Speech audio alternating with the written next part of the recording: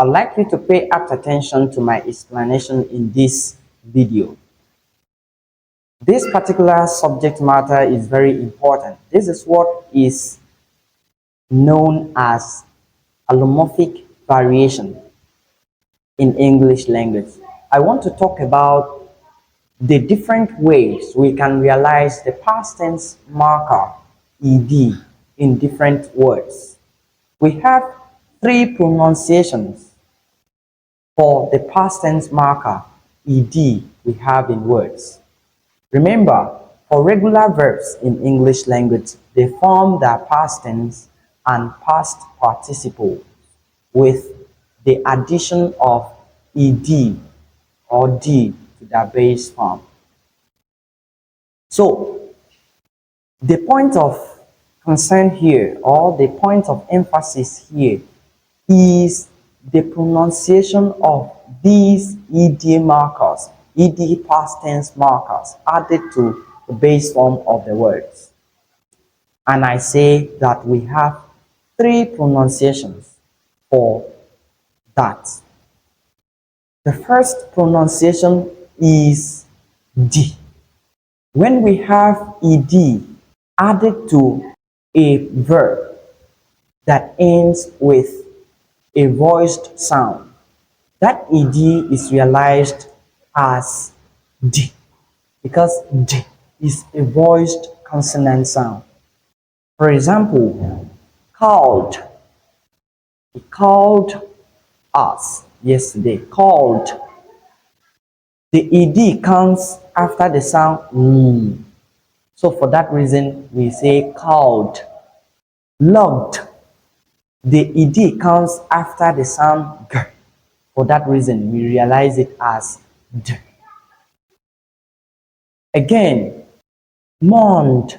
The ed comes after the sound which is equally a voice sound. So we realize it as d.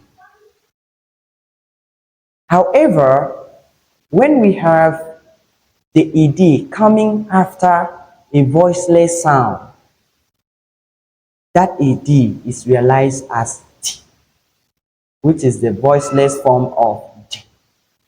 So in that case, it is realized as t. A typical example is cooked. Cooked. In that word, the ed comes after the voiceless sound k. Hence, we realize it as t. Then in hissed, hissed, the ed comes after s, which is a voiceless sound. So we realize it as t. Moreover, the third pronunciation for ed is it, it. And this normally occurs when we have the ed coming after any of the two alveolar plosive sounds, t or d. If we have ed after t, that ed will be realized as it, and you turn that particular word to two syllables because of the addition of a new vowel and a new consonant, it. For example, the addition of ed to want will give you wanted. So wanted because of the it added to want.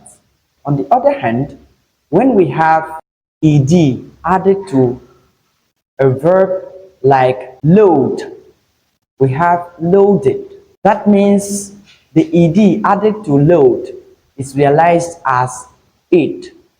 Hence, we have loaded. So take note of these different pronunciations of the ed past tense marker at the different positions of words.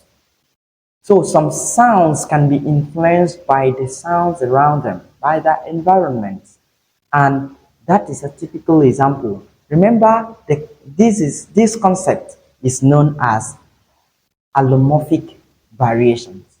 So the ed grapheme is realized in three forms with three phonemes. The first one is T, the second one is J, and the third one is it, depending on the sound that comes before them. Thank you very much for watching this video. I want to believe you've learned something important here. Take note of this. I remain Teacher Dixon.